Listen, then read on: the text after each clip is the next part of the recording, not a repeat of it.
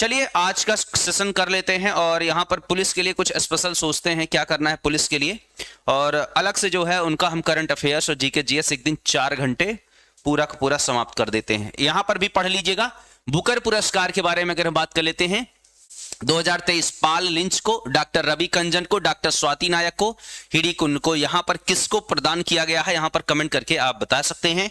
देखिए यहां पर सब व्यक्ति को यहां पर कोई न कोई अवार्ड मिला है, इसलिए हम जब डिस्कस करते थे तो सभी व्यक्तियों का डिस्कस करते थे। ठीक है, तो यहां पर देख लिया जाए, हिडिकुन की बात कर लेते हैं। तो हिडिकुन को जो है विश्व खाद्य पुरस्कार 2023 मिला हुआ है।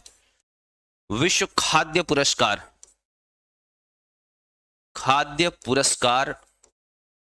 2023। स्वाति नायक को यहां पर देखा जाए नॉर्मन ई बोरलाग पुरस्कार मिला है। नॉर्मन ई बोरलाग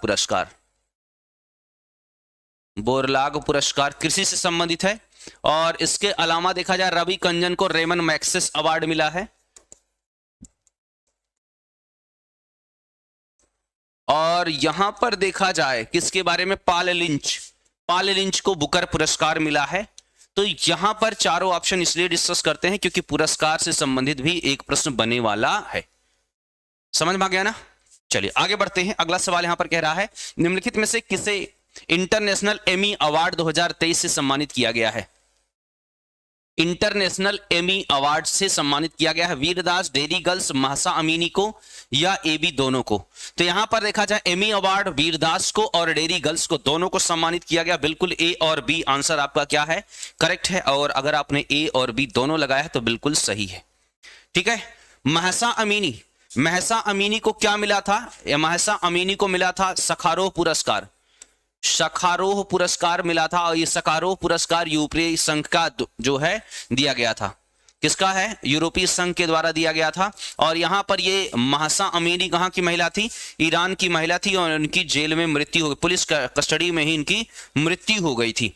और आपको जो है हम यहां पर बताए थे ईरान की एक और महिला थी जिनको नोबेल का पुरस्कार मिला था, याद है, कई बार कराया था। कमेंट करके बताएंगे उनका नाम।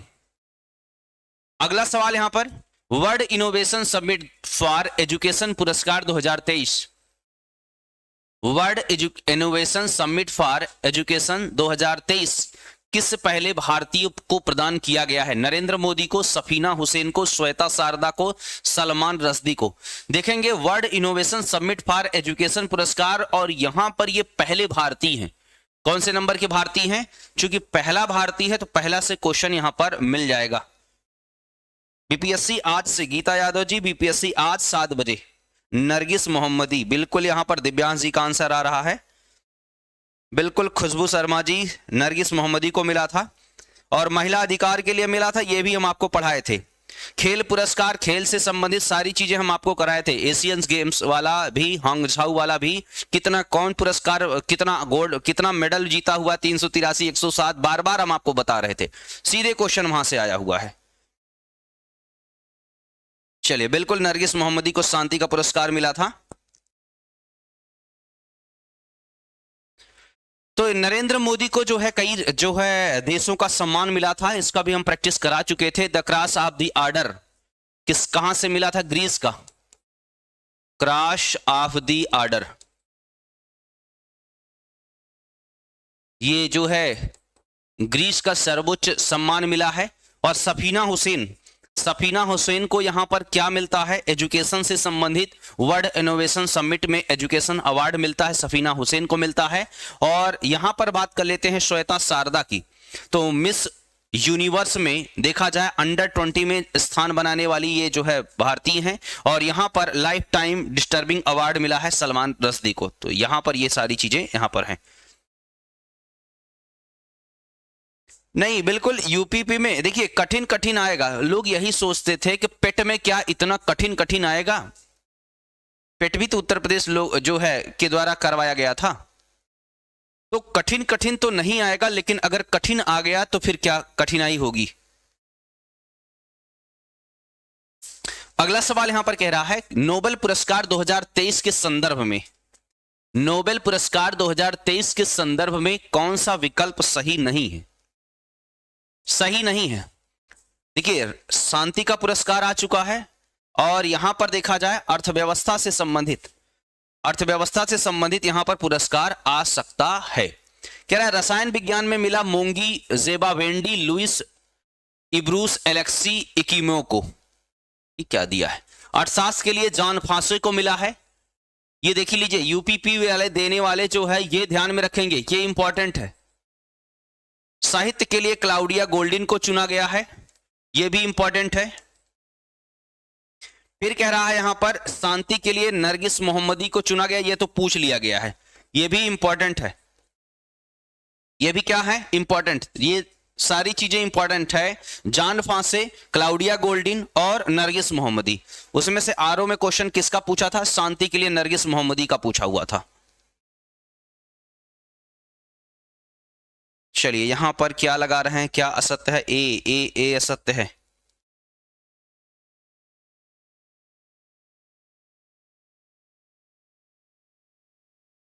यहां पर जो है देखा जाए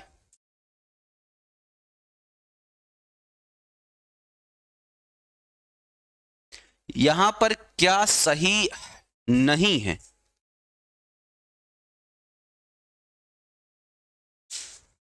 ये नहीं वाला शब्द हटा दीजिए। क्या सही है, अब देखते हैं क्योंकि बन नहीं रहा था ना ये ऑप्शन। यहां पर सही है तो रसायन विज्ञान में मोंगी जिवेंडी को मिला था और लुइस इब्रूस को एलेक्सी इकिमो को मिला था। यहां पर देखा जाए शांति का पुरस्कार ये मिला है। साहित्य का जो है पुरस्कार यहां पर अदल बदल दिया गया है। साहित्य का अर्थशास्त्र के लिए मिला है, यहां पर किसको मिला है, क्लाउडिया को, और साहित्य के लिए मिला है जॉन फांसे को। यह सत्य है, तो आपका आंसर क्या हो जाएगा, एडी सही है। एडी आपका सही है। फिर से यहां पर लिख दे रहे हैं अर्थशास्त्र का किसको मिला है, अर्थशास्त्र के लिए मिला है यहां पर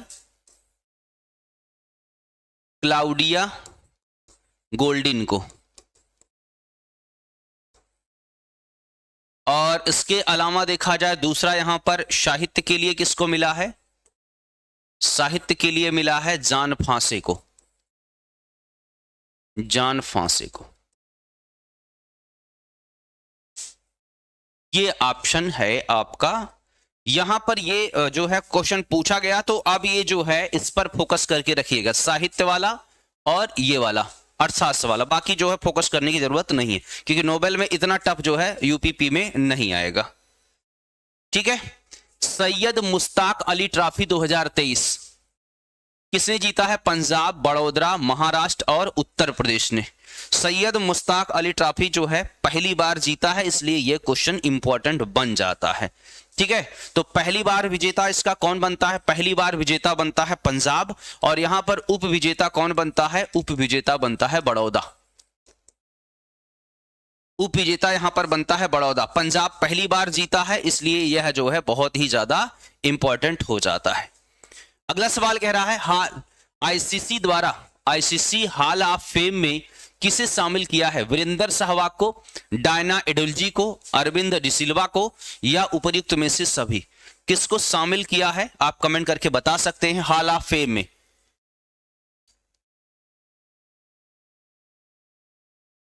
ठीक है, तो देखिए अभी यहां पर जो शामिल किया गया है, वीरेंद्र सहवाग को शामिल किया है, डायना एडुल्जी को और अरविंद डिसिल्वा को। वीरेंद्र सहवाग कहां के हैं, भारत के हैं। ठीक है, और ये पुरुष वर्ग में आते हैं। और यहां पर देखा जाए ये श्रीलंका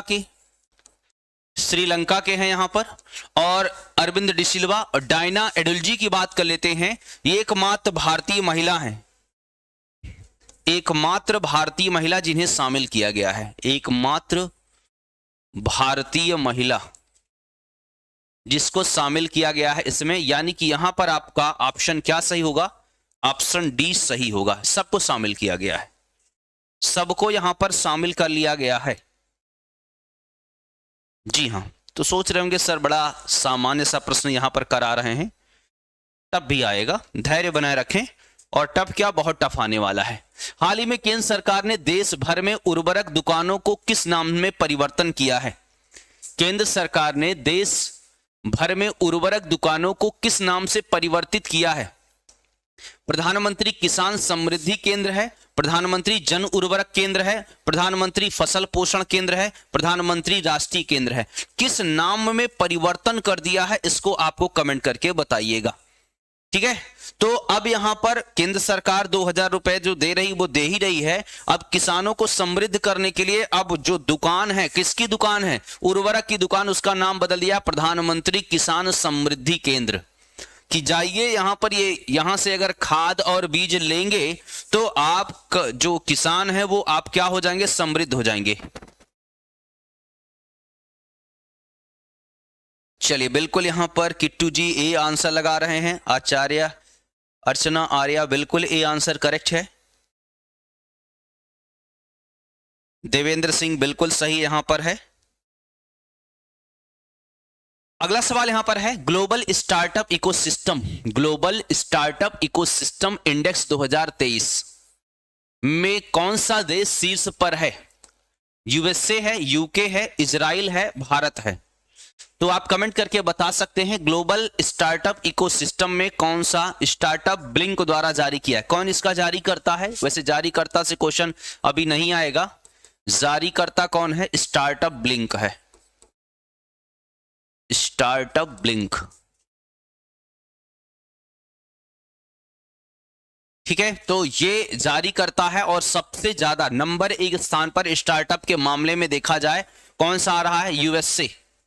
छोटी छोटी कंपनियां वहां पर हैं और वो कंपनियां जब स्थापित हो रही हैं बहुत अच्छा परफॉर्मेंस कर रही हैं। हमारे यहाँ भी भारत में भी स्टार्टअप जारी है, लेकिन जो है इतना ज्यादा स्टार्टअप नहीं है। और भारत की जो रैंकिंग आई है देखा जाए वो 2023 में जो था वो तो 23 में 19वीं थी, लेकिन अब की बार 21वीं रैंक पर आ गया है।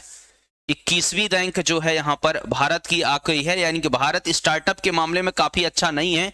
सेकंड पोजीशन पर है यूके और थर्ड पोजीशन पर है यहां पर इजराइल जो है स्टार्टअप के मामले में पाया जा रहा है। छोटी छोटी कंपनियां हैं, आप भी अपना स्टार्टअप स्टार्ट कर सकते हैं, चाहे जो है स्टार्टअप जो है थोड़ा से पैसा लगाइएगा और निवेश करिएगा और उसको जो है ग्रो करके छोटे छोटे उसके ब्रांच स्टार्ट कर सकते हैं।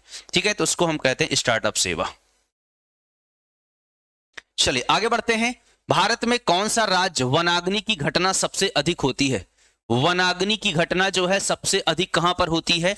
उड़ीसा में, मध्य प्रदेश में, छत्तीसगढ़ में, झारखंड में। वनाग्नि का मतलब यह हो गया कि वन से लगने वाली आग से जो है सबसे ज्यादा वहां पर प्रभावित रहता है। देखा जाए भारत में अगर वन के बारे में बात कर लेते हैं तो भारत में वन सर्वाधिक कहां पर पाए जाते हैं, लेकिन वहां पर नहीं आग लगता। सर्वाधिक जो है मध्य प्रदेश में है, क्षेत्रफल के मामले में मध्य प्रदेश में, लेकिन मध्य प्रदेश में यह आग की घटना ज्यादा घटित नहीं होती, नंबर 1 स्थान पर नहीं है। सबसे ज्यादा आग की घटना कहां पर लगती है? उड़ीसा राज्य में। उड़ीसा राज्य जो है आग की घटना के मामले में पहले स्थान पर है, और जबकि मध्य प्रदेश में देखा जाए आग की घटना के मामले में सेकंड पोजीशन पर बरकरार है। और देखा जाए छत्तीसगढ़, देखा जाए छत्तीसगढ़ में यह थर्ड पोजीशन जो है अर्जित किया हुआ है। यानी कि वन से लगने वाली आग, वन आपस में टकराते हैं और उससे जो है आग लग जाती है। ठीक है ना, क्लियर है? चलिए अगले सवाल पर चलते हैं। भारत का कौन सा राज्य कुल खाद्यान्न उत्पादन में दूसरे स्थान पर है? उत्तर प्रदेश, मध्य प्रदेश, पंजाब या पश्चिम बंगाल? कुल खाद्यान्न के उत्पादन के मामले में दूसरे स्थान पर है। अगर आपसे क्वेश्चन पूछा जाएगा कि कुल खाद्यान्न उत्पादन में प्रथम, कुल खाद्यान्न उत्पादन के बारे में अगर हम बात कर लेते हैं, मैं यहां पर रैंकिंग में अगर बात करें तो पहला पोजीशन में जो है उत्तर प्रदेश है, दूसरे पोजीशन पर मध्य प्रदेश पहुंच गया है और थर्ड नंबर पर पहुंच गया कौन सा? पंजाब। सबसे ज्यादा खाद्यान्न का उत्पादन कहां पर होता है? उत्तर प्रदेश में होता है। और यहां पर क्वेश्चन दूसरा स्थान का पूछा है तो आपको लगाना होगा मध्य प्रदेश। मध्य प्रदेश जो है खाद्यान्न के उत्पादन, ओवरऑल खाद्यान्न के उत्पादन में जो है इसकी सेकंड पोजीशन है। और अगर जो है देखा जाए पहले नंबर तो उत्तर प्रदेश हो गया है, तो उत्तर प्रदेश देखा जाए आलू का जो है उत्पादन करता है, गेहूं का उत्पादन करता है, गन्ना का उत्पादन करता है। तो ये जो है उत्पादन में क्या है? अग्रणी है। अगर उत्पादकता की बात कर लेते हैं, ये उत्पादन में है, ये उत्पादन में जो है यूपी जो है इस का स्थान है। अगर उत्पादकता की बात करते हैं तो उत्पादकता में गेहूं का जो है देख लिया जाए नंबर 1 स्थान पर कौन सा है, पंजाब है अगर क्वेश्चन पूछा गया। और दूसरा जो है अगर देखा जाए धान है, धान के मामले में भी नंबर 1 स्थान उत्पादकता किसके पास में है, पंजाब के पास पाया जा रही है। ये उत्पादकता अलग होती है, उत्पादन अलग होता है। तो यहां पर कुल उत्पादन के बारे में क्वेश्चन पूछा गया है।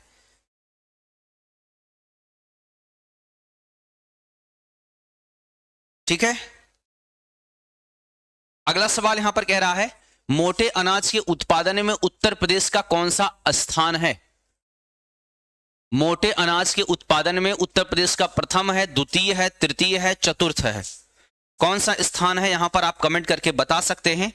देखा जाए जो प्रथम स्थान है मोटे अनाज के मामले में सबसे ज्यादा प्रथम स्थान पर है राजस्थान का है। राजस्थान टोटल ओवरऑल पूरे भारत में 27% जो है मोटे अनाज का स्वयं का उत्पादन करता है। कितना परसेंट, 27% योगदान करता है। और दूसरे स्थान पर देख लिया जाए, दूसरा स्थान है यहां पर महाराष्ट्र राज्य का, यानी कि यहां पर देखिए थोड़ा से परिवर्तन हुआ है। महाराष्ट्र राज्य जो है 27% है और यहां पर 15%, 27% राजस्थान, महाराष्ट्र 15%। तीसरे पोजीशन पर बात कर लेते हैं तो उत्तर प्रदेश राज्य का है। उत्तर प्रदेश राज्य कितना परसेंट है, 14% राज्य के साथ में ये तीसरा स्थान पर है। कितना परसेंट है, मात्र 14% है योगदान। और यहां पर आपका उत्तर प्रदेश का आंसर कितना आ जाएगा, तीसरे स्थान पर है उत्तर प्रदेश। और खास बात क्या है, चौथे नंबर पर बात कर लेते हैं। चौथे नंबर पर मोटा अनाज में कर्नाटक राज्य का है। कर्नाटक राज्य 13% है, 13% योगदान रखता है। तो मोटा अनाज में देखा जाए, मोटा अनाज के उत्पादन में कौन से पोजीशन पर है यूपी, तीसरे पर। पहले पर पूछेगा तो राजस्थान लगा दीजिएगा।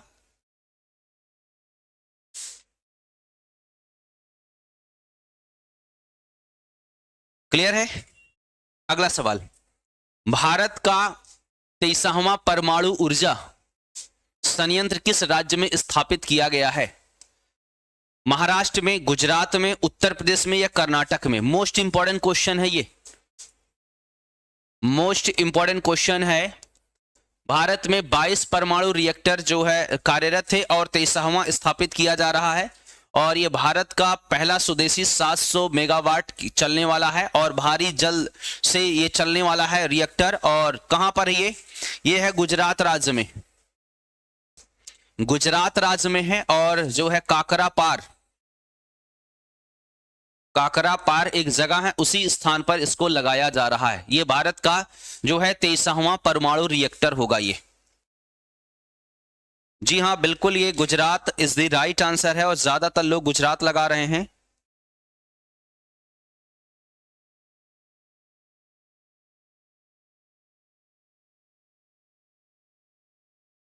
बहुत बढ़िया, बहुत बढ़िया, एक तरफ से सभी लोग गुजरात लगा रहे हैं।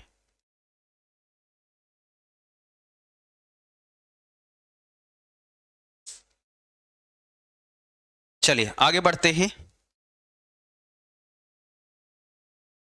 अगला सवाल यहां पर कह रहा है कि असत्य कथन की पहचान करिएगा। आप लोग चाह रहे थे ना कि थोड़ा से टफ क्वेश्चन मिले, तो टफ क्वेश्चन आ गया है, ज्यादातर लोगों का आ गया आंसर। कह रहा है कि जो है इसमें असत्य कथन की पहचान करना है। विश्व महासागर दिवस 10 जून को मनाया जाता है।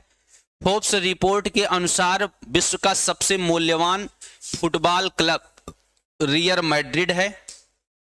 व्यक्तिगत सिगरेट पर स्वास्थ्य चेतावनी लिखने वाला विश्व का पहला देश कनाडा है।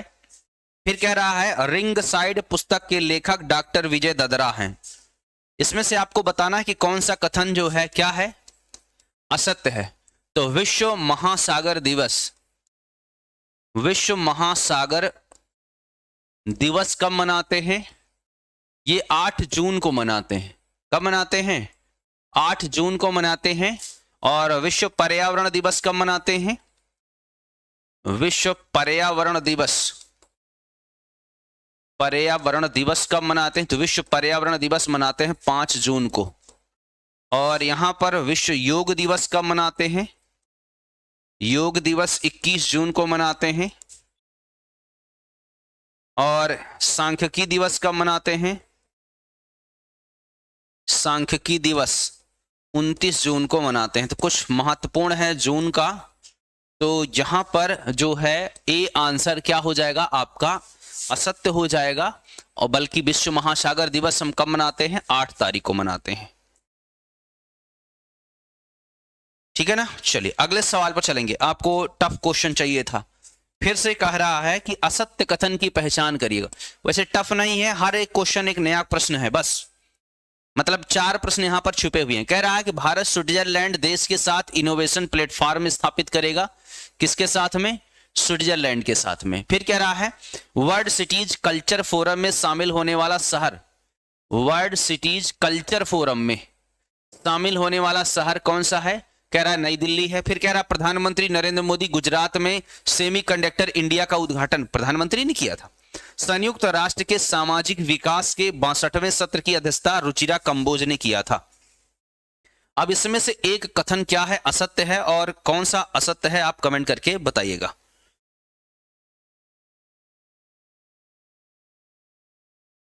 चलिए फटाफट आंसर करेंगे। देखिए भारत और स्विट्जरलैंड के साथ इनोवेशन प्लेटफॉर्म स्थापित करेगा, बिल्कुल करेगा। वर्ल्ड सिटी कल्चर फोरम में शामिल होने वाला नई दिल्ली नहीं है, कौन सा शामिल हुआ था, बंगलुरु शामिल हुआ था, यानी कि ये असत्य है। बाकी प्रधानमंत्री ने उद्घाटन किया 62वें रुचिरा कंबोज, तो बी ऑप्शन क्या हो जा रहा है, यहां पर असत्य हो जा रहा है। बिल्कुल बी क्या है, असत्य है। 4 क्वेश्चन फिर से आपको मिल गए। अगला सवाल कह रहा है यहां पर सत्य कथन की पहचान करिएगा। भूटान देश में रुबेला से मुक्त घोषित किया है। कार्तिक आर्यन को भारतीय सिनेमा का राइजिंग ग्लोबल सुपरस्टार अवार्ड दिया गया है। एमी अवार्ड में भारतीय वैज्ञानिक प्रोफेसर थलप्पिल प्रदीप को सम्मानित किया गया है। फिर कह रहा है सभी सत्य है, फिर कह रहा है सभी सत्य है। भूटान को रुबेला मुक्त घोषित किया गया है, यह बात ध्यान में रखेंगे। ये वाला प्रश्न जो है काफी इंपॉर्टेंट हो जा रहा है, इंपॉर्टेंट हो जा रहा है। कौन सा, भूटान देश को रुबेला से मुक्त घोषित किया गया, यह बहुत ही इंपॉर्टेंट है। अगला सवाल कह रहा है सत्य कथन की पहचान करिएगा। आप लोग डिमांड करें और हम पूरा ना करें। सत्य कथन की पहचान करना है। अंतरराष्ट्रीय युवा पर्वतारोही नितेश सिंह ने तुर्की की सबसे ऊंची चोटी असरत को फतह किया। ऑस्ट्रेलिया के सर्वोच्च साहित्य सम्मान माइल्स फ्रैंकलिन 2023 लेखिका शंकरी चंद्रन को प्रदान किया गया। ठीक है। और विश्व के सबसे बड़े म्यूजियम पुरी युगीन भारत में उद्घाटन नई दिल्ली में किया गया है। विश्व के सबसे बड़े म्यूजियम पुणे युगीन को।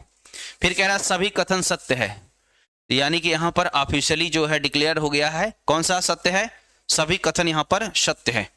सभी कथन सत्य है तो बड़ा आसानी से आप कर लेते हैं, लेकिन जो है जिसमें सभी नहीं रहेगा, जैसे इस वाले में सत्य कथन को पहचानिएगा जरा। मुंबई के वायकुला रेलवे स्टेशन को यूनेस्को ने विश्व विरासत सूची में, मुंबई के वायकुला रेलवे स्टेशन को यूनेस्को ने विश्व विरासत सूची में विरासत पुरस्कार दिया है। क्या यह सत्य है या असत्य है। फिर कह रहा है कंबोडिया के प्रधानमंत्री हुन सेन ने अपने पद से इस्तीफा दे दिया है। फिर कह रहा है विश्व प्रकृति संरक्षण दिवस 29 जुलाई को मनाया जाता है। फिर कह रहा है उत्तर प्रदेश सरकार ने डायरेक्टरों की रिटायरमेंट आयु को बढ़ाकर के 65 वर्ष किया है। ऐसा लग रहा है सब कुछ इसमें सही है।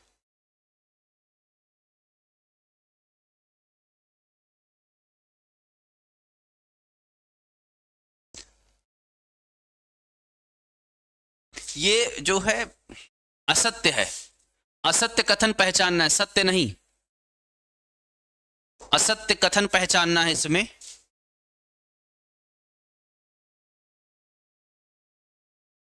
तो यहां पर 29 जुलाई को क्या मनाते हैं,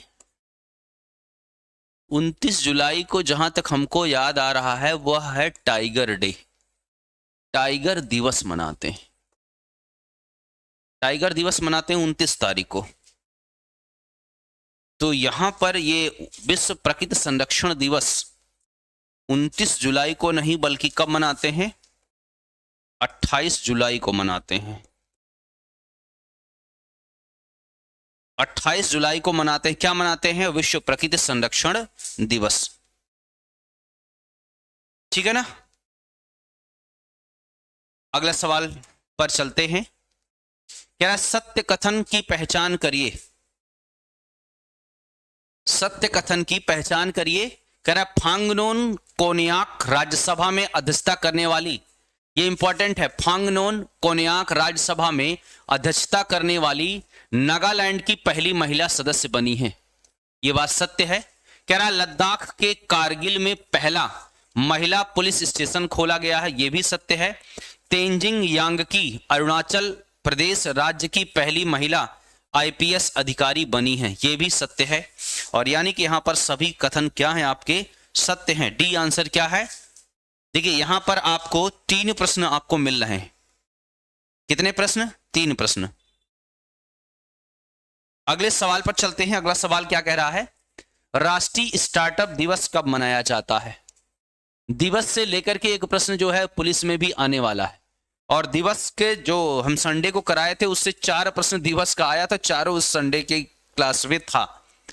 16 जनवरी को मनाते हैं, 23 जनवरी को मनाते हैं, 24 जनवरी को मनाते हैं, 15 फरवरी को मनाते हैं। कब मनाते हैं जरा आप कमेंट करके बताइएगा।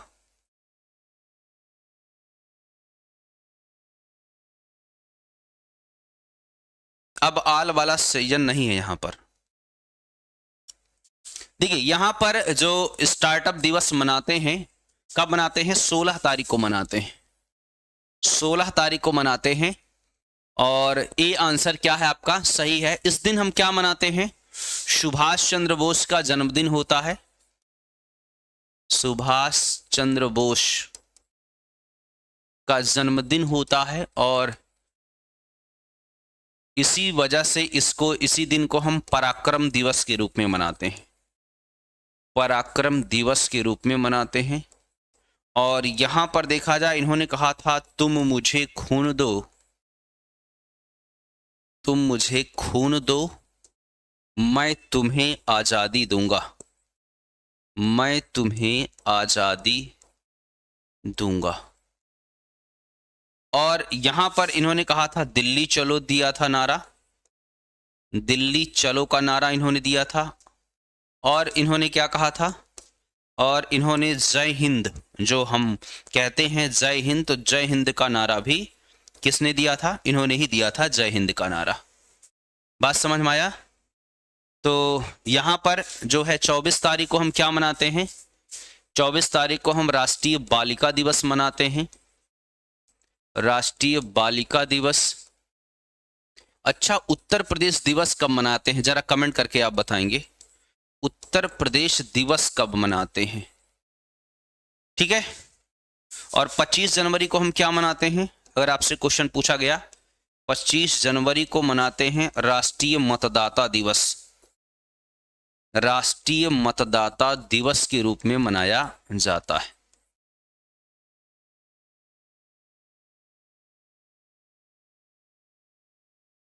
ठीक है, हो गया।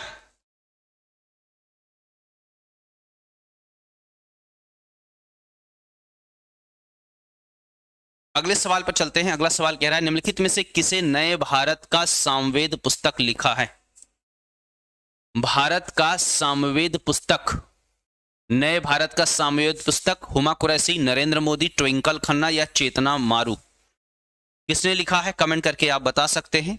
नए भारत का सामवेद, तो नए भारत का सामवेद पुस्तक लिखे हैं नरेंद्र मोदी ने। बिल्कुल क्या है? बी आंसर क्या है? करेक्ट है। पुस्तक से लेकर के एक प्रश्न बनेगा, पुस्तक से लेकर के, जी हां, यहां पर काफी लोग 24 जनवरी को मनाते हैं।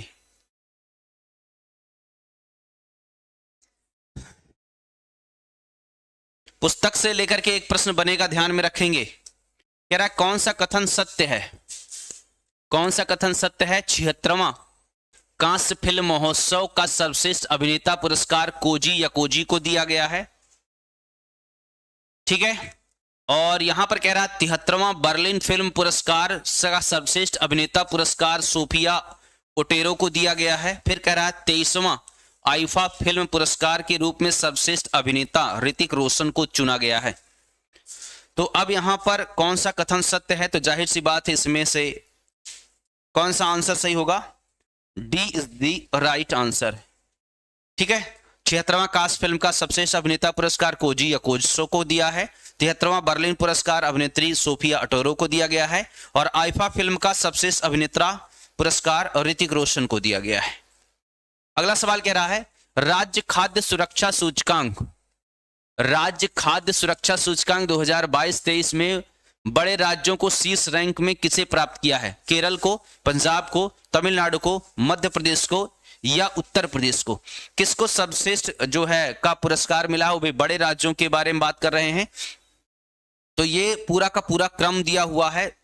तो सबसे बड़े राज्य में देखा जाए केरल का पहला स्थान है, पंजाब का दूसरा स्थान है, तमिलनाडु का तीसरा स्थान है, चौथा स्थान पर है मध्य प्रदेश और पांचवें स्थान पर पाया जा रहा है उत्तर प्रदेश। अगर आपसे क्वेश्चन पूछा गया उत्तर प्रदेश जो है राज्य खाद्य सुरक्षा सूचकांक में कौन से पोजीशन पर है, तो पांचवा स्थान है। कौन से स्थान पर है? पांचवें स्थान पर पाया जा रहा है केरल। केरल पहले स्थान पर है। ठीक है। और अगर आपसे क्वेश्चन पूछा गया, ये तो बड़े राज्य है ना, छोटे राज्यों में, छोटे राज्य में क्या स्थिति है? छोटे राज्य में नंबर 1 स्थान पर गोवा, मणिपुर और सिक्किम। ये जो है छोटे राज्यों में देखा जाए तो पहला स्थान है, दूसरा स्थान है और तीसरा स्थान। अगर आपसे क्वेश्चन पूछा गया केंद्र शासित प्रदेश, केंद्र शासित प्रदेश में कौन पहला, दूसरा, तीसरा स्थान पर है, तो जम्मू कश्मीर, जम्मू कश्मीर है नंबर 1 स्थान पर, जम्मू कश्मीर है। नंबर दूसरे स्थान पर दिल्ली है केंद्र शासित प्रदेश में। और तीसरे नंबर पर देखा जाए तो चंडीगढ़ है, चंडीगढ़ ये तीसरा स्थान है। और जरा कमेंट करके बताएंगे कितने केंद्र शासित प्रदेश हैं अभी भारत में, कुल कितने केंद्र शासित प्रदेश हैं? आंसर करेंगे आप सभी लोग। अगला सवाल यहां पर कह रहा है ऑपरेशन समुद्रगुप्त, ऑपरेशन समुद्रगुप्त का संबंध नक्सलवाद को रोकना है, फिर कह रहा है नशीले पदार्थों की तस्करी को रोकना है, फिर कह रहा है आतंकवाद को रोकना है, या उपर्युक्त में से सभी? कमेंट करके बताएंगे। ऑपरेशन समुद्रगुप्त 7 नहीं है उपेंद्र जी, 8 है। राजीव जी बिल्कुल सही है, रिंकी बिल्कुल करेक्ट आंसर है, प्रियंका बिल्कुल 8 केंद्र शासित प्रदेश है। ठीक है ना। चलिए आगे बढ़ते हैं, यहां पर इस पर आते हैं। तो नक्सलवाद को रोकना है, नशीले पदार्थों की तस्करी को रोकना, आतंकवाद को रोकना, क्या आंसर सही है? देखिए यहां पर जो है सभी लोग जो है सरकारी पर पहुंच रहे हैं, लेकिन ये सरकारी पर नहीं है। नशीले पदार्थों की तस्करी को रोकना है, यहां पर देख रहे हैं, यहां पर गलत लगा रहे हैं आंसर। नशीले पदार्थों की तस्करी को रोकना, यहां पर बी आंसर क्या है, करेक्ट है।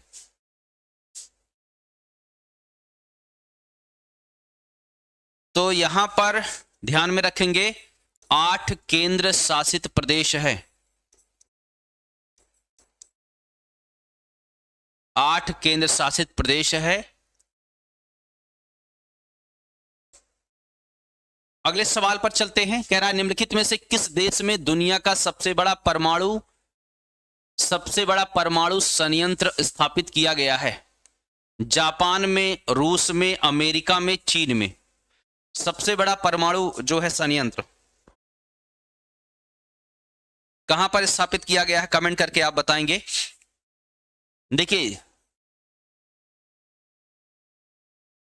होक्काइडो, होन्शु, शिकोकू और क्यूशु, ये जो है 4 द्वीप हैं उसके पास में। जापान के बारे में बात कर लेते हैं। तो जापान में जो है सबसे बड़ा परमाणु ऊर्जा संयंत्र स्थापित किया गया है। बिल्कुल यहां पर रूस में नहीं, अमेरिका में नहीं, चीन में नहीं। अगले सवाल पर चलते हैं। अगला सवाल कह रहा है आसियान शिखर सम्मेलन 2026, आसियान शिखर सम्मेलन 2026 की मेजबानी कौन करेगा? तो अभी आसियान 2023 में जो हुआ इंडोनेशिया में हुआ था, और उसकी मेजबानी जो है अब यहां पर 2026 में कौन करने वाला है? आंसर करके आप बताएंगे। म्यांमार करने वाला है, फिलीपींस करने वाला है, इंडोनेशिया करने वाला है या चीन? अच्छा हुआ कि भारत ऑप्शन नहीं है, अन्यथा तो आप सभी लोग भारत ही लगा देते। चलिए आंसर करके आप बताएंगे। आसियान का मतलब है association of south east Asians, ठीक है। चलिए, तो इंडोनेशिया देखा जाए, इंडोनेशिया 2023 में किया था, 2023 में आसियान का किया था किसने? इंडोनेशिया ने। 2026 में म्यांमार करने वाला था, करने वाला था, तो समझ चुके होंगे जब ये करने वाला था तो इसका मतलब ये करेगा नहीं, तो कौन करेगा अब? फिलीपींस करेगा। फिलीपींस की राजधानी क्या है? इसकी राजधानी क्या है फिलीपींस की? मनीला, मनीला इसकी राजधानी है। और मनीला में ही देखा जाए दो चीजें यहां पर है, कौन कौन सा? अंतरराष्ट्रीय चावल अनुसंधान केंद्र, अंतरराष्ट्रीय चावल अनुसंधान केंद्र है।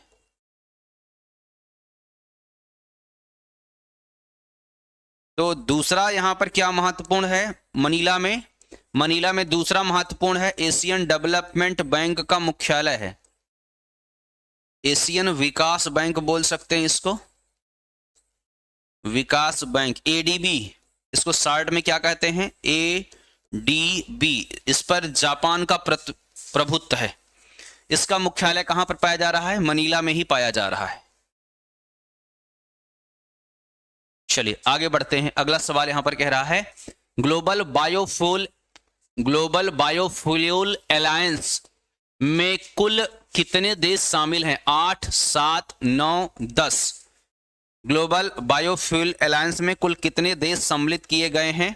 आप कमेंट करके बता सकते हैं। जी हां, सभी लोग कमेंट करेंगे। यहां पर संस्थापक अगर देखा जाए, यहां पर संस्थापक देश पूछे जाएगा। ग्लोबल जो है बायोफ्यूल अलायंस में संस्थापक देश कौन से हैं?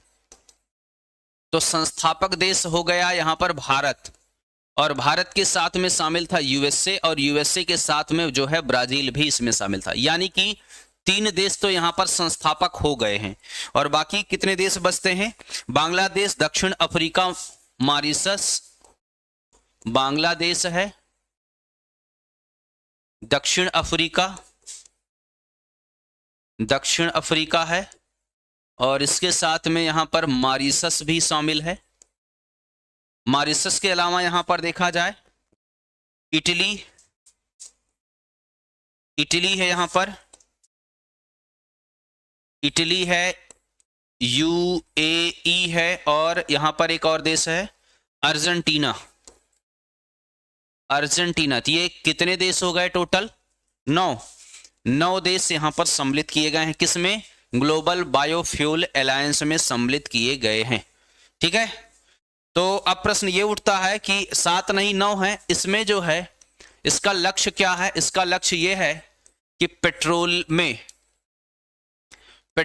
में 20% एथेनॉल का प्रयोग करना है। एथेनॉल का प्रयोग करना है। तो कितना जो है करना है? 20% एथेनॉल का प्रयोग करना है, और ये 10% से 20% लाना जो है आसान नहीं होगा। अगले सवाल पर चलते हैं। क्वेश्चन संख्या नंबर पहुंच गए हैं विश्व 27 पर। कह रहा है विश्व सैन्य ताकत रैंकिंग 2023। विश्व सैन्य ताकत रैंकिंग 2023 में भारत का कौन सा स्थान है? दूसरा, तीसरा, 5वां या चौथा? सैनिक ताकत में जो है कौन जो है नंबर स्थान पर है? दूसरे पे कौन है? तीसरे पर कौन है? चलिए, तो यहां पर हम पहले पर बात कर लेते हैं। पहले नंबर पर यूएसए है, दूसरे नंबर पर है रूस है, तीसरे नंबर पर देखा जाए चीन है, और चौथे नंबर पर आ गया है भारत। यानी कि भारत देखा जाए चौथे पोजीशन पर है। दुनिया का चौथा सबसे मजबूत सैनिक ताकत भारत के पास में पाया जा रहा है। ये अपने आप में गर्व की बात है। और ये जो है रैंकिंग जो जारी की गई है वो कुल 145 देश शामिल थे, और 145 देश में जो है यहां पर भारत का पोजीशन कौन सा आया है? चौथा पोजीशन आया हुआ है। यानी कि अब आप देख सकते हैं ब्रिटेन, इटली, जर्मनी ये सब पीछे हो गए सैन्य ताकत के मामले में भारत से। क्लियर है? चलिए अगले सवाल पर चलते हैं। अगला सवाल कह रहा है पशुपालन सांख्यिकी रिपोर्ट 2023 के अनुसार देश में दुग्ध उत्पादन में प्रथम स्थान पर किस राज्य का है? देखिए ये काफी जो है महत्वपूर्ण जो है प्रश्न बन जा रहा है। दुग्ध उत्पादन के मामले में देखा जाए आंध्र प्रदेश का 6.7%, 6.70% का योगदान है। यानी कि आंध्र प्रदेश भी दुग्ध का उत्पादन करता है और ओवरऑल भारत में इसकी रैंकिंग 5वीं रैंकिंग है। और वहीं पर अगर हम बात कर लेते हैं गुजरात की तो 7.49% के साथ में गुजरात जो है ये चौथे पोजीशन पर गुजरात आया है। यानी कि अभी ये 3 राज्य और बचे हुए हैं जो इसमें से पहला एक राज्य होगा। आंसर करेंगे आप सभी लोग, कमेंट करते रहेंगे, आंसर आप सभी लोग करेक्ट करते रहेंगे। इसमें थोड़ा सा कंफ्यूजन है और कंफ्यूजन इसी जगह हम दूर कर देंगे, क्योंकि 4 महीने के लिए एक अलग राज्य जो है नंबर 1 स्थान पर था और उसके बाद जब फाइनली डाटा आया तो डाटा में पहले वाला ही जो है नंबर 1 स्थान पर हो चुका है। ठीक है, तो यहां पर देखा जाए 8.73% के साथ में योगदान के साथ में मध्य प्रदेश का जो है कौन सा स्थान? तीसरा स्थान। यानी कि अब बिल्कुल एकदम करीबी मामला आ चुका है। तो 14.4 जो है 4% के साथ में राजस्थान जो है सेकंड पोजीशन पर हो चुका है और वहीं 15.72% के योगदान के साथ में उत्तर प्रदेश का पहला स्थान है। यानी कि उत्तर प्रदेश दुग्ध के उत्पादन में पहला स्थान पाया जा रहा है। और अगर वहीं पर भारत की बात कर लेते हैं तो भारत विश्व में दुग्ध उत्पादन में पहले स्थान पर है, विश्व में दुग्ध उत्पादन में प्रथम है। और यहां पर देखा जाए 459 ग्राम प्रति व्यक्ति को दूध मिलता है, 459 ग्राम। बात समझ में आ गया ना? तो अब नंबर 1 स्थान पर कौन सा है? उत्तर प्रदेश का नंबर 1 स्थान पर पाया जा रहा है। अगर आपसे क्वेश्चन पूछ लिया गया, कौन सा क्वेश्चन पूछा गया कि बताइएगा कि अंडा उत्पादन में जो है सबसे नंबर 1 स्थान पर कौन पाया जा रहा है? यह भी क्वेश्चन बन सकता है अंडा उत्पादन में। तो अंडा उत्पादन में दक्षिण भारत वाले देखा जाए तो नंबर 1 स्थान पर हैं। दक्षिण भारत में देखेंगे तो आंध्र प्रदेश है यहां पर, दूसरे नंबर पर है तमिलनाडु है और तीसरे नंबर पर है तेलंगाना है। चौथे नंबर पर ममता बनर्जी वाला है, यानी कि ममता बनर्जी का मतलब पश्चिम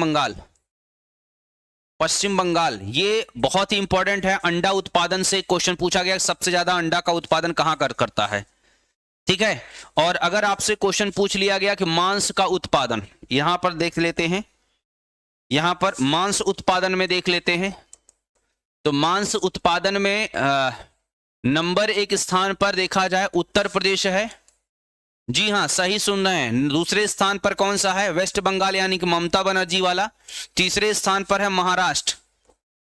तीसरे स्थान पर कौन सा पाया जा रहा है? महाराष्ट्र जो है तीसरा स्थान पर है। मांस उत्पादन में चाहे उत्तर प्रदेश में चाहे जितना प्रतिबंध लगाया गया हो, लेकिन मांस उत्पादन में नंबर 1 स्थान पर है। ठीक है, और वहीं पर हम बात कर लेते हैं ऊन उत्पादन में बात करें, यहां पर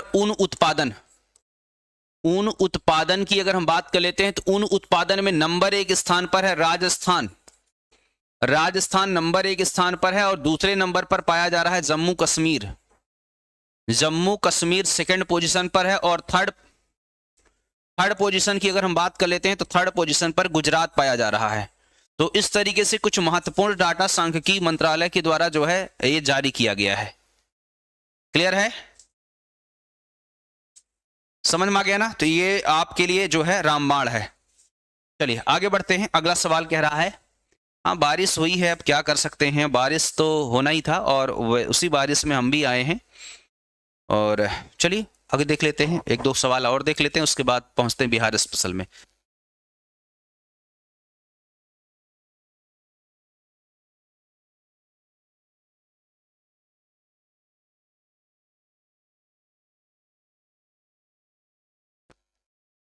world wide cost of living report cost of living report 2023 के अनुसार सबसे महंगा शहर कौन सा है? ज्यूरिख है, सिंगापुर है, न्यूयॉर्क है, या दोनों है? कमेंट करके लगाइएगा।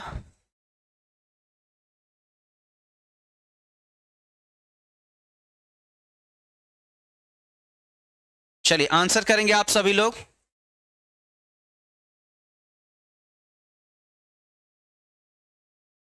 सबके यहां बारिश हो रही, पश्चिमी विक्षोभ एक्टिव है। तो ये देखा जाए, पहले नंबर पर ये है और तीसरे नंबर पर ये है, यानी सिंगापुर और ज्यूरिख पहले नंबर पर है, सबसे कास्ट जब सबसे ज्यादा जो है यहां पर। और सबसे सस्ता शहर अगर आपसे क्वेश्चन पूछा गया कि सबसे सस्ता शहर कौन सा है, तो सबसे सस्ता शहर है दमिश्क। दमिश्क कहां पर है? दमिश्क है सीरिया में। दमिश्क का मतलब क्या है? सीरिया। ये है सबसे सस्ता शहर। और भारत में अगर बात कर लिया जाए, भारत के सबसे महंगे शहर में, भारत का सबसे महंगा शहर, सबसे महंगा शहर, तो भारत का सबसे महंगा शहर में नंबर 1 है मुंबई। सब जगह जाइएगा, मुंबई में नंबर 1 स्थान पर है। सेकंड नंबर पर है नई दिल्ली। नई दिल्ली सब जो है सेकंड नंबर पर है। थर्ड नंबर पर है silicon city. Silicon city, silicon city का मतलब क्या हो जाएगा? सिलिकॉन सिटी का मतलब बंगलुरु हो जाएगा, कुछ और मत लगाइएगा, बंगलुरु लगाइएगा, ठीक है। और जरा आप कमेंट करके बताएंगे भारत का सबसे सस्ता शहर, भारत का सबसे सस्ता शहर कौन सा है? सबसे सस्ता शहर है अहमदाबाद। अहमदाबाद है। चलिए, तो चलना होगा अहमदाबाद। तो बताइएगा, जब से करंट पढ़ा रहे हैं सब जगह आना जाना बंद हो गया है।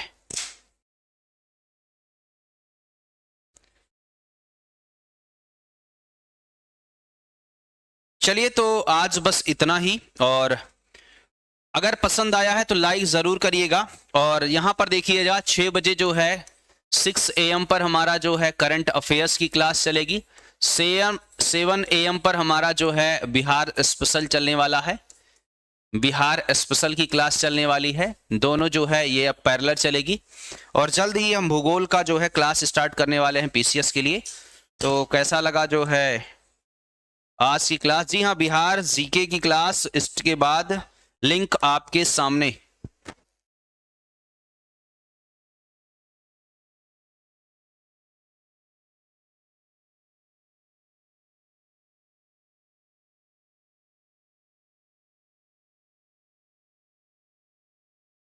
कैसा लगा क्लास? जी हाँ, इसका PDF भी हम आपको बता रहे हैं। PDF हम आपको बता रहे हैं यहां पर। ये रहा आपका जो है PDF, चंद्रा इंस्टीट्यूट,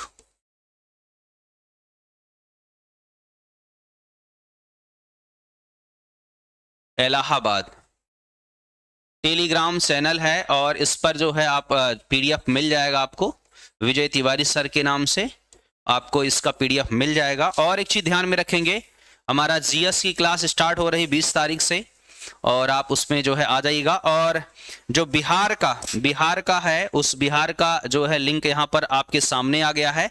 तो पहुंचिएगा, वहां पर पहुंचिएगा उस जगह पर, और मुलाकात होती है उसी लिंक पर, ठीक है।